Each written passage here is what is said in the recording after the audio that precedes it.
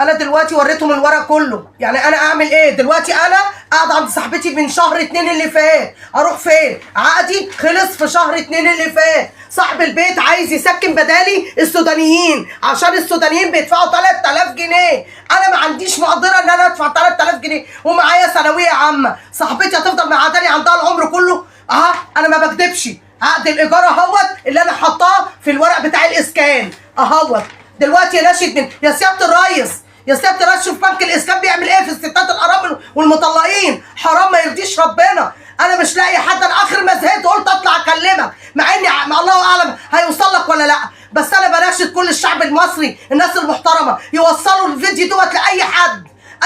اي حد يسمع الفيديو دي يوصله. احنا اتنصب علينا. انا فلوسي اشتغلت 14 شهر في بنك الاسكان، وفي الاخر انتوا الناس اللي معاها فلوس، انتوا الشقق بتاعت العاصمه الاداريه للناس الغنيه، لكن الناس الفقيره اللي زينا ما ادوهاش حاجه. انا اهو عقدي خلص، افضل مرميها في الشارع. معايا بنتي في ثانويه عامه، بين الدروس بتاعتها وبين الست اللي انا قاعده عندها محطتين 3. هصرف دروس ولا هصرف ايه ولا ايه؟ انا دلوقتي عايزه مكان اسكن فيه، عايزه فلوسنا، مش فلوس، مش بنقول شحته. احنا مش بنقول شحته، احنا بنقول عايزين شقه ندفع لها فلوس بس نضمن ان احنا مش هنطرد منها. صاحب البيت طردني من البيت.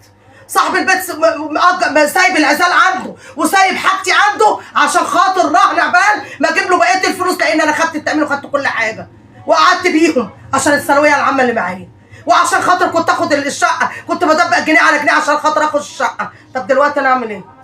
اعمل ايه؟ اخرج مثلا اسرق؟ يعني انا بشتغل شغلانتين ومش مكفيين. انا ما بقولش عايزه حاجه، الحمد لله رضا من عندك، رضا كفايه ان احنا عايشين في الامن والامان، مش عايزه اكتر من كده. انا عايزه شقه ادفع لها. وصل صوتك.